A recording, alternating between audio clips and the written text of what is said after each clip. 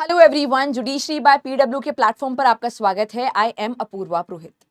आज के सेशन में हम लोग जानेंगे कि 30 दिन की स्ट्रैटेजी आरजेएस के लिए कैसी होनी चाहिए। आरजेएस का नोटिफिकेशन कब का आया? तारीख भी आ चुकी है, ज्यादा दिन बचे नहीं है। यहाँ पे काफी स्टूडेंट्स ऐसे होंगे जो कि कह रहे होंगे कि मेरा अब केवल सीपीसी बाकी रहा है, मैं इन 30 दिन के अंदर सीपीसी को खत्म कर दूंगा। कोई सोच रहा होगा कि अब मेरे को केवल हिंदी करना है कंप्लीट, बाकी सब कुछ कवर हो चुका है, अब हिंदी पे फोकस करूंगा। ये गलती मत करना, this will be a blunder. अभी 30 डेज के लिए आपको एक सब्जेक्ट अगर बचा है तो उसके ऊपर फोकस या हाइपर फिक्सेट होने की जरूरत नहीं है।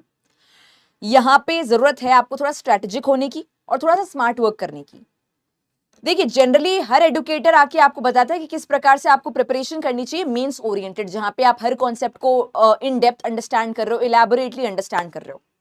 लेकिन एक बार किसी एग्जाम का नोटिफिकेशन आ जाता है या एटलीस्ट अगर एक बार एडमिट कार्ड आ जाता है तो उसके बाद में आपका सारा का सारा फोकस होना चाहिए प्रीलिम्स को कैसे क्रैक करूंगा या करूंगी। अगर वो फोकस नहीं है आपका, अभी भी आप मेंस के नोट्स बनाए पड़े हो कि मेंस में कैसे जवाब देकर आएंगे, मेंस के हिसाब से मुझे हर एक पॉइंट को जानना है, तो वो अप्रोच को छोड़ दो। सबसे पहले तो ये बात, मेंस वाली अप्रोच को गिव अप करना पड़ेगा अभी at this point of time. जो कर रहा है वो इसी मोमेंट पर, इसी क्षण पर ड्रॉप कर दे उस प्रैक्टिस को। Don't prepare for mains right now. Mains के लिए प्रिपरेशन होती है पूरे साल भर की, लेकिन जब एक बार एडमिट कार्ड आ जाता है या इवन नोटिफिकेशन भी आ जाता है, उसके बाद में आपका सारा फोकस होना चाहिए कि प्रीलिम्स को कैसे क्रैक करना, क्योंकि स्ट्रैटेजी दोनों की अलग अलग है। पहली चीज ये, मेंस को ड्रॉप किया। सेकंड चीज, अगर कोई बकाए सब्जेक्ट्स अब रह चुके हैं तो उन्हें एक बार रहने दो, उन्हें एक बार पेरिफेरल तरीके से ही करके जाओ। उसको अलग से कंप्लीट करने की अभी रिक्वायरमेंट नहीं है कि मैं 10 दिन तक केवल सीपीसी कवर कर रहा हूं, 10 दिन तक केवल सीआरपीसी कवर कर रहा हूं, क्योंकि बाकी का हो चुका है, बाकी का हो गया है। आपको लगता है प्रीलिम्स के हिसाब से हुआ या नहीं हुआ है, कि आपने 100-200 एमसीक्यूज उसके अटेम्प्ट किए हैं उस सब्जेक्ट के या नहीं किए हैं, कितनी बार रिवाइज कर चुके हो, कितनी बार नोट्स चार्ट्स को रेफर कर चुके हो, ये चीजें भी हैं। तो सेकंड ये रहा कि अपने जितने भी बकाए सब्जेक्ट्स है एज ऑफ नाउ उसको ड्रॉप कर दो। और दूसरी चीज ये कि पेरिफेरली करेंगे, लेकिन कैसे करेंगे उसके बारे में बात करेंगे। मेंस को ड्रॉप किया, मेंस लेवल प्रिपरेशन को ड्रॉप किया, बकाए सब्जेक्ट्स को अभी के अभी ड्रॉप कर दिया। और तीसरी चीज, सारा का सारा फोकस बनाया स्ट्रैटेजी बनाने पर, स्मार्ट वर्क करने पर। सारा का सारा फोकस से मेरा मतलब ये नहीं कि दिन भर अब 5 दिन के लिए स्ट्रैटेजी बना रहे हैं। बस एक बार आधे घंटे बैठे, 1 घंटे बैठे, स्ट्रैटेजाइज किया कि आगे के 30 दिन मेरे कैसे दिखने वाले हैं, 40 दिन मेरे कैसे दिखने वाले हैं, और मैं कैसे कैसे वर्क करने वाला हूं। अगर आप वर्किंग प्रोफेशनल हो तब भी आपको ये स्ट्रैटेजी कहीं ना कहीं फॉलो करनी पड़ेगी। अगर आप एक जनरली बिजी पर्सन हो, मदर हो चाइल्ड के, जो भी है सिचुएशन आपकी, अभी 30 दिन 40 दिन आपको अपने आप के न्योछावर करने पड़ेंगे, सेक्रीफाइस करने पड़ेंगे टुवर्ड्स दिस एग्जाम। अगर जॉब करते हो तो प्रॉबेबली थोड़ी लीव्स लेना स्टार्ट कर लो। जिस भी तरीके से आप कर सकते हो वो आपका प्रेरोगेटिव है, आपका डिस्क्रिप्शन है या आपका सेक्रीफाइस है कि किस तरीके से आप इसको मैनेज करोगे।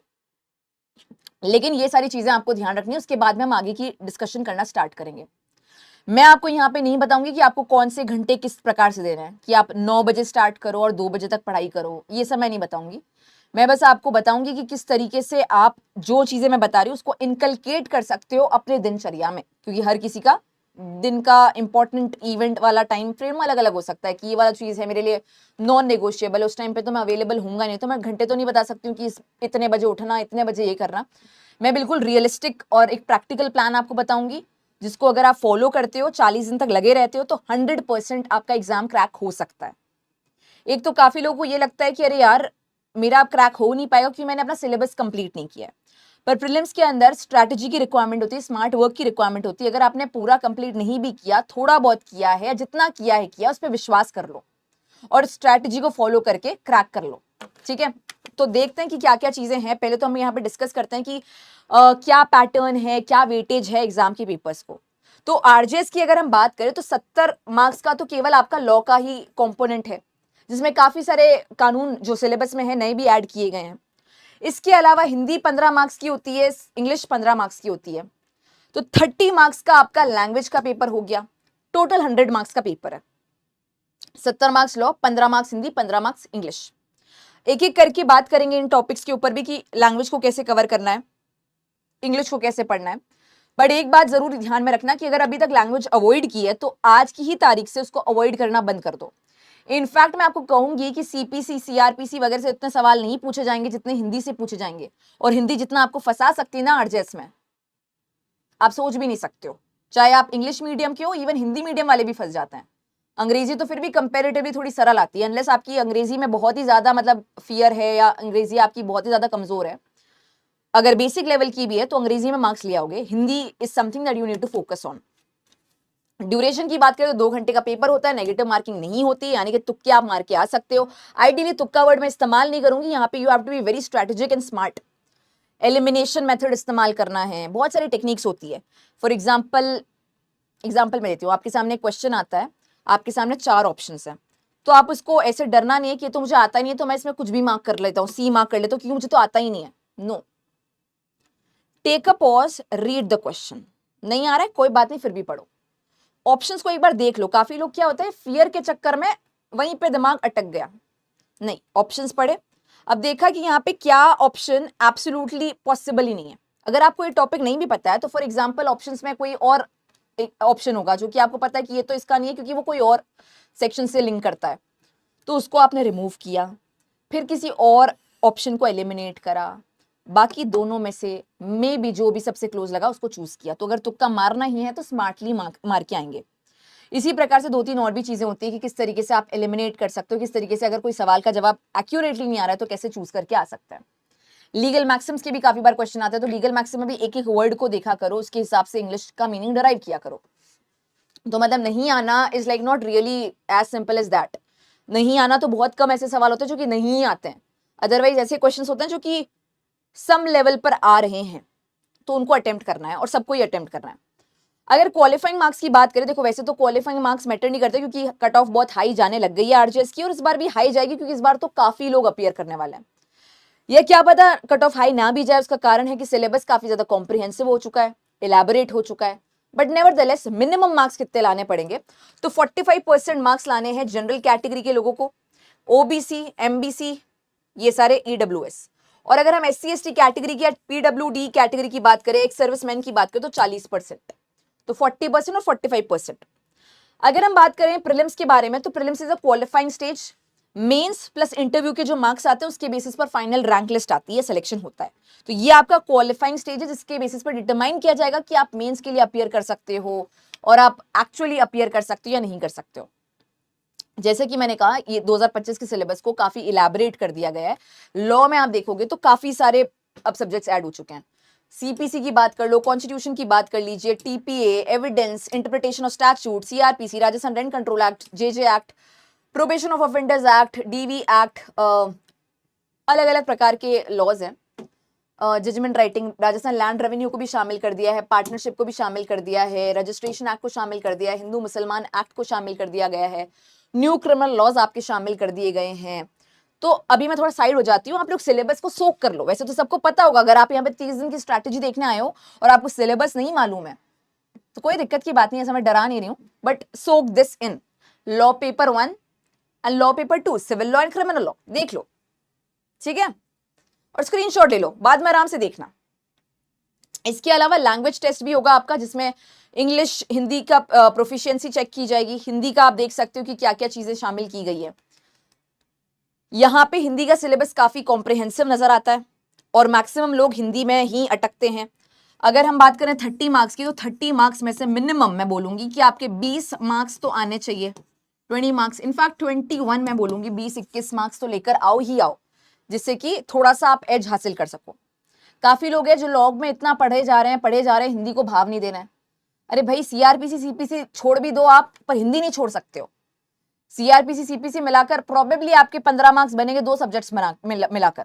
यहाँ पे एक अकेला हिंदी आपको 15 मार्क्स इंश्योर कर रहा है, और वो भी इतना कॉम्प्रिहेंसिव नहीं पढ़ना। जो टॉपिक्स बताए हैं वो आप एक अच्छे लेवल पे पढ़ लो। किताबें अगर आपके पास अभी भी नहीं है तो आप एनसीईआरटी की 10th स्टैंडर्ड की बुक ले सकते हो हिंदी के लिए। 10th स्टैंडर्ड की एनसीईआरटी की बुक इनफ होगी, ये टॉपिक्स को रेफर कर लेना, ठीक है। इसके अलावा इंग्लिश भी आप देख सकते हो कि क्या क्या चीजें शामिल की गई है इंग्लिश में। तो ये सारी चीजें, इंग्लिश का मैंने नहीं लिखा क्या, I had English as well, चलो कोई बात नहीं, अगर इंग्लिश नहीं भी है तो देखो बेसिक लेवल की इंग्लिश है, वही एनसीईआरटी की इंग्लिश को आपने फोकस में रखा और उसको आप जाके रेफर कर लेना। मतलब एनसीईआरटी के जो इंग्लिश में बेसिक टेंस वगैरह जो आते हैं, चाहे एक्टिव वॉइस, पैसिव वॉइस की बात करो, डायरेक्ट इनडायरेक्ट स्पीच की बात करो, ये सारी चीज़ों के ऊपर आप फोकस कर सकते हो बेसिक लेवल के। एंटोनिम्स, सिनोनिम्स, जनरल, ये सब चीज़ें कर सकते हो। अब ये तो सिलेबस की बात रही और ये बात की हमने कि किस तरीके से कॉम्प्रिहेंसिव या इलेबोरेट सिलेबस हुआ है। अब कैसे तैयारी करें 30 दिन के अंदर? मैम ये तो आपने जो बातें बताई है वो तो ठीक है, सही बात है, लेकिन तैयारी कैसे करें? तो 30 दिन को डिवाइड करेंगे 10 डेज के अंदर, फेज 1, फेज 2 एंड फेज 3। यहां पे जरूरत होगी आपको अपने दिन के काफी सारे घंटे प्रोवाइड करने की। अभी आप ऐसा नहीं कर सकते कि मैं 6 घंटे पढ़ूं तो चलेगा क्या मैम, मैं वर्किंग हूं। ये आप मुझे बोल सकते हो, ये आप अपने आप को बोल सकते हो, पर एग्जामिनर वहां पे यहाँ पे बैठ के नहीं सुन रहा होगा ना ही आपका जब कट ऑफ मार्क्स में कोई मार्क्स अगर कम पड़ रहे हैं तो कोई सुनने आएगा कि अच्छा आप वर्क कर रहे थे क्या, इसलिए पढ़ नहीं पाए, कोई दिक्कत नहीं है, ऐसा नहीं होगा। You have to give in जितना ज्यादा घंटे आप दे सकते हो, ठीक है, जितने ज्यादा घंटे दे सकते हो। आइडियली मैं बोलूंगी कि हमेशा ऐसा मैं कहती हूँ कि बिल्कुल अपना दिन जो है डिवाइड करके रखो इन स्पोर्ट्स एज वेल। ये भी कर रहे हैं, सो भी प्रॉपर रहे, सोना तो देखो प्रॉपर है, सोने में बिल्कुल कॉम्प्रोमाइज करने की बात नहीं करूंगी, बट इसके अलावा जो XYZ चीजें कर रहे हो वो मत करो। थोड़ा बहुत हाँ सुबह उठ के मेडिटेशन करा, थोड़ा बहुत एक्सरसाइज किया, वो इस वजह से कि जिससे कि आपका माइंड एकदम चुस्त रह सके। उसको स्किप करोगे तो फिर ऐसा होगा ना कि 2 घंटे बाद नींद आ रही है, 3 घंटे बाद कुछ दिमाग में नहीं जा रहा है, तो वो चीज कर लो, पर उसको भी ऐसा नहीं कि 2 घंटे मेडिटेट कर रहा हूँ क्योंकि मैडम ने बोला था। भाई 2 घंटे नहीं, अभी थोड़ा सा टाइम 10 मिनट भी करोगे तो इनफ है। 10 मिनट मेडिटेशन करा, 10 मिनट थोड़ा सा जॉगिंग करा, बैठो अपने पढ़ाई करने के लिए। खैर फेजेस की बात करते हैं। जैसे कि मैंने कहा 3 फेजेस के अंदर अपने टाइम पीरियड को डिवाइड कर सकते हो 30 दिन को। पहला फेज 1, डे 1 से लेकर डे 10 तक आप एक फाउंडेशन बिल्ड करोगे। आपका रामबाण यहाँ पे होगा या फोकस होगा बैरेक्ट के ऊपर और इसके अलावा PYQ के ऊपर। ये दो चीजें, केवल 2 चीजें, ठीक है। और आपका फोकस होगा कि आप एक मेजर लॉ हर दिन कवर कर रहे हो। मैम ऐसे कैसे करेंगे? ऐसे इस वजह से कर पाएंगे क्योंकि आप, मैं प्रिज्यूम कर रही हूँ कि आपने पहले पढ़ाई करी है, और पहले पढ़ाई नहीं भी की है तो अभी पेरिफेरल रूप से जिस तरीके से कवर कर सकते हो कवर करो स्मार्टली। इसके लिए आप रेफर कर सकते हो वन शॉट वीडियोस, जो कि PW के प्लेटफॉर्म में भी फ्री ऑफ कॉस्ट अवेलेबल है। काफी सारे टीचर्स के वन शॉट वीडियोस आपको मिल जाएंगे, मेरा भी मुस्लिम लॉ का वीडियो अवेलेबल मिलेगा आपको। तो ये सारी चीजों को आप रेफर कर पाएंगे। तो 1 मेजर लॉ एक दिन में कवर करना है, कैसे कवर करना है वो आपका प्रेरोगेटिव है। एग्जाम्पल के तौर पे 9 बजे से लेकर सुबह 1 बजे तक आपने बैठ के एक मेजर लॉ को कवर किया, रिवाइज किया। कवर करने का मतलब ये नहीं कि पूरा की पूरा लॉ को कॉम्प्रिहेंसिवली, मैम आज तो मैं मेंस के नोट्स ही बना दूंगा। नहीं नहीं नहीं नहीं नहीं, मेंस नोट्स तो बनाने ही नहीं अभी, मेंस के नोट्स बाद में, अब अभी नहीं कर सकते हैं, वो अफोर्ड कर ही नहीं सकते हैं, वो टाइम है ही नहीं हमारे पास। और अगर वो करने बैठे तो बहुत इंपॉर्टेंट चीजें छूट जाएगी। You have to trust me on this. आपको ये विश्वास करना पड़ेगा मेरे ऊपर इस बात के लिए कि यहां पे हम लोगों को डीप घुसना नहीं है। ऐसा अक्सर लोगों के साथ होता है कि जब पूरा साल होता है तब पढ़ाई करते नहीं है। नो ऑफेंस, अभी नहीं पढ़ा तो नहीं पढ़ा, कोई दिक्कत नहीं, उसके ऊपर रिग्रेट नहीं कर सकते हैं। पर जिस दिन एग्जाम का टाइम आता है और जब पढ़ने बैठते तो कहते हैं अरे ये तो बहुत इंटरेस्टिंग है, या ये तो मैं और पढ़ना चाहता हूं, क्यों ना मैं इसको डिटेल में पढ़ लूं किताब से। डोंट डू इट, ठीक है।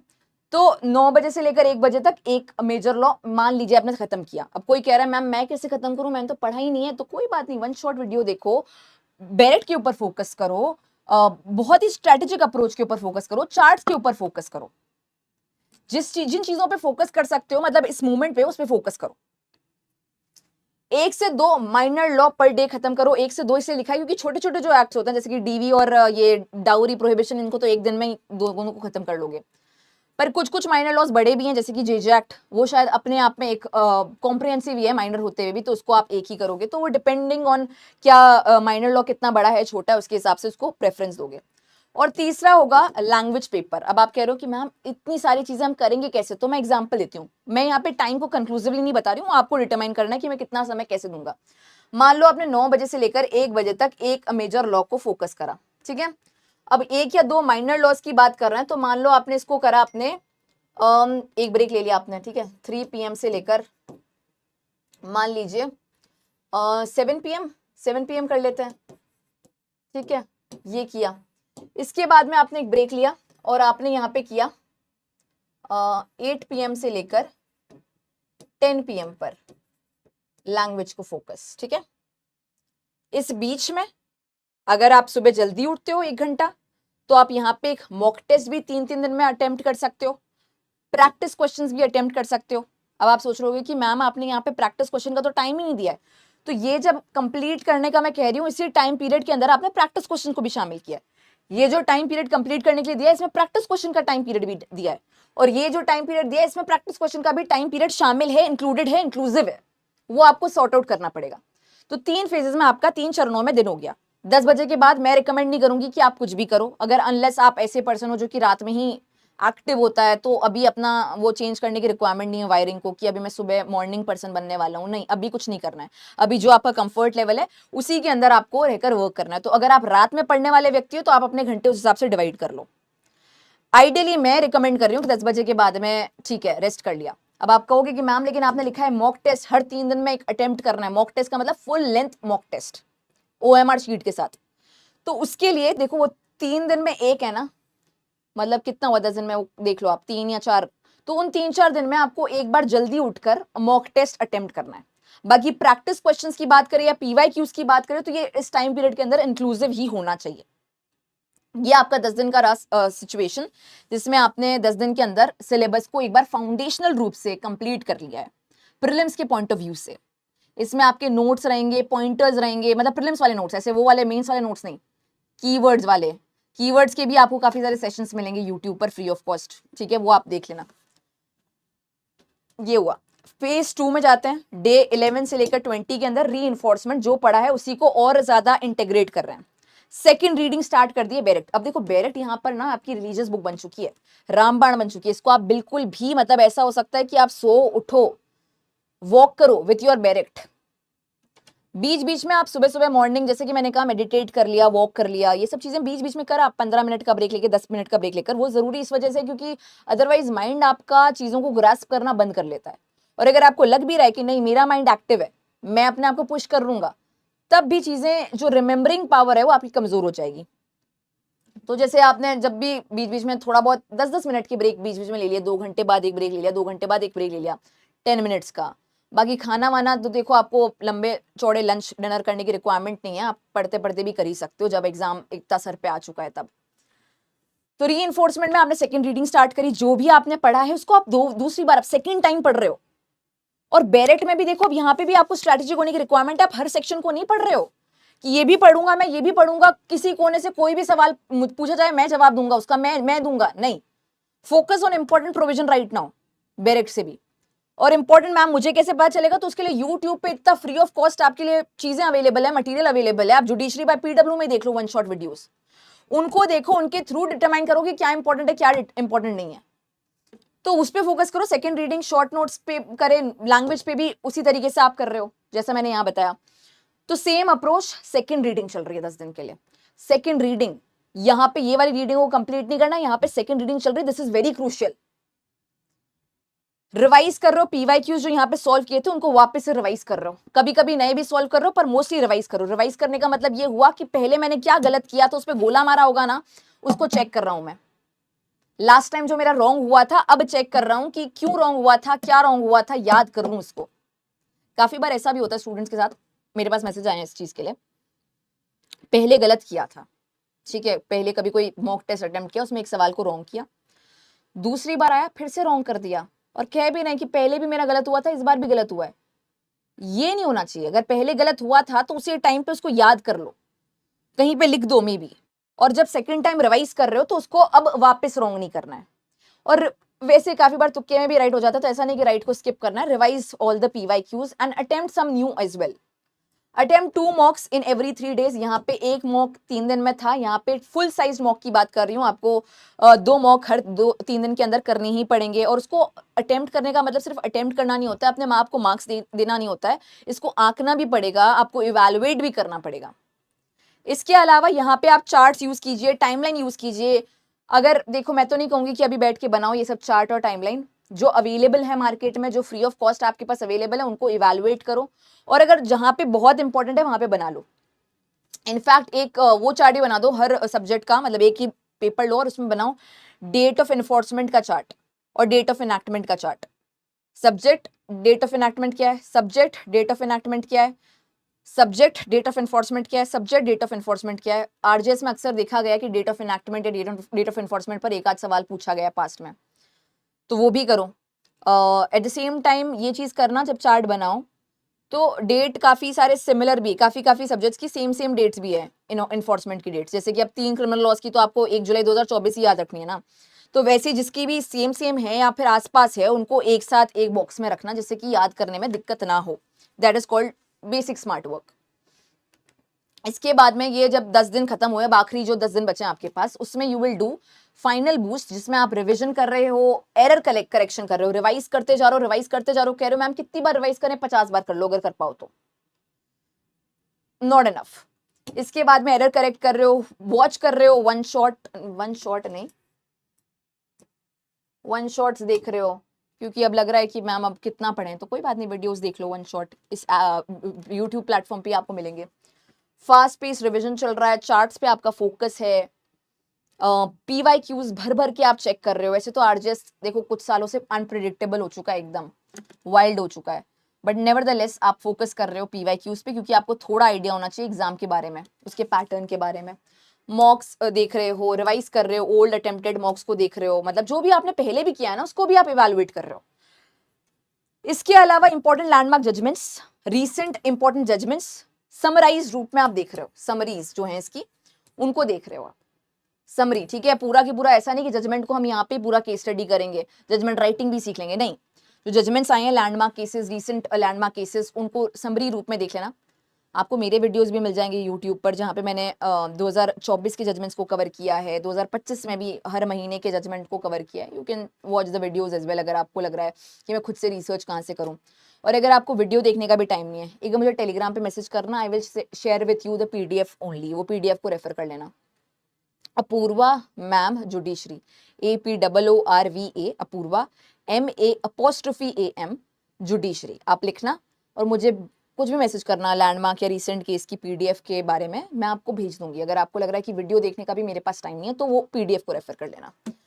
इसके अलावा आप यहाँ पे ब्रशअप करोगे सेक्शंस, हाई फ्रीक्वेंसी के साथ वर्क करोगे, रिवाइज करोगे लैंग्वेज को भी। इन सारी चीजों के अलावा वापस से मैं आपको बता दूं कि इन सारी सिचुएशंस के अंदर कहीं पर भी लैंग्वेज को स्किप नहीं करना है, लैंग्वेज की पढ़ाई को स्किप नहीं करना है, लैंग्वेज तो पढ़ना ही पढ़ना है। जैसे मैंने आपको क्या बताया था, जो 3 चरण में मैंने आपको बताया था, ये चीजें, तो ये जो यहाँ पे आपका लैंग्वेज वाला पार्ट है ना, इट इज वेरी क्रूशियल, इसको भूलना नहीं है, किसी भी दिन नहीं भूलना है। Specifically I will say focus on Hindi, at least for the ones जो इंग्लिश मीडियम को बिलोंग करते हैं। और अगर आपको लग रहा है कि मैं तो 10th स्टैंडर्ड में इंग्लिश में 80 नंबर लाया था, 20 तो क्या 90 नंबर लाया था, तब भी यहाँ पे आरजेएस की हिंदी देखकर आपको एक बार डर लग जाएगा शायद, अगर आपने तैयारी उस तरीके की नहीं रखी है तो। जाहिर सी बात है कि जो लोग कंसिस्टेंटली पढ़ते हैं 1 साल से, उनको ये सब तकलीफ नहीं आने वाली है, बट जनरली मैं बता रही हूँ कि हिंदी एक लेवल की होती है, तो किसी भी दिन हिंदी को पढ़ना स्किप नहीं करना है, इंग्लिश को भी पढ़ना स्किप नहीं करना है।